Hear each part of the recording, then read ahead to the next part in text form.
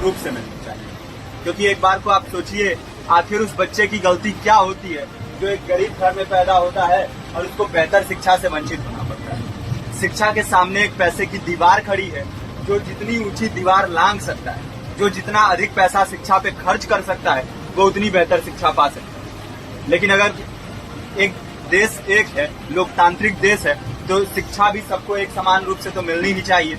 आज परिस्थिति ये है कि एक तरफ तो प्राइवेट स्कूल हैं जो लूट के अड्डे बने हुए हैं, वहां पे आप एडमिशन कराने जाएंगे तो सिर्फ एडमिशन के नाम पे ही आपको 10,000 20,000 रुपए देना होगा। और कमीशन खोरी का ऐसा धंधा है कि कॉपी, किताब, टाई, बेल्ट, ड्रेस, जूता कहाँ से खरीदना है ये आप नहीं तय करेंगे वो प्राइवेट स्कूल वाले। यानी आम लोगों की मेहनत की आखिरी कौड़ी उनके जेब से वसूल लेना चाहते हैं। और दूसरी तरफ सरकारी स्कूलों में न तो पर्याप्त टीचर है, न पर्याप्त बिल्डिंगें।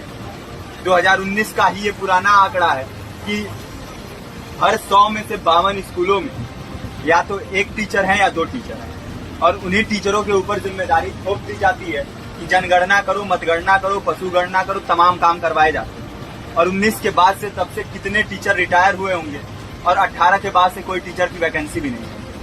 आप खुद भी सोच सकते हैं ये परिस्थिति और कितनी बिगड़ी हो। इसीलिए हम लोग ये मांग उठा रहे हैं, चाहे कोई राष्ट्रपति का बच्चा हो या किसी मजदूर का, सबको शिक्षा एक समान मिलनी चाहिए और निःशुल्क रूप से मिलनी चाहिए। प्रेमचंद ने अपने दौर में भी कहा था कि एक सभ्य समाज में ऊंची से ऊंची तालीम मुफ्त होनी चाहिए और इसका पूरा खर्च गवर्नमेंट को उठाना चाहिए, क्योंकि हमारे देश को फौज से ज्यादा आवश्यकता तालीम की। और शिक्षा से जुड़ता हुआ ही दूसरा मुद्दा हम लोग उठा रहे हैं। दूसरा मुद्दा है रोजगार का। रोजगार की परिस्थिति ये है कि आज सरकारी सेक्टर हो या प्राइवेट, सब कुछ ठेका संविदा के हवाले किया जा रहा है। परमानेंट नौकरियां लगातार घटाई जा रही है। इसी रेलवे में 1995 के आसपास लगभग 18.5 लाख कर्मचारी काम करते थे, लेकिन आज उनकी संख्या 12 लाख है। आप खुद भी सोच सकते हैं कितने बड़े पैमाने पे परमानेंट पदों को घटाया जा रहा है। और आज आलम ये है, एक तरफ लाखों पद खाली पड़े हैं, फिर भी कोई वैकेंसी नहीं निकलती। जो वैकेंसियां निकलती हैं उनमें भ्रष्टाचार होता है, पेपर लीक हो जाते हैं।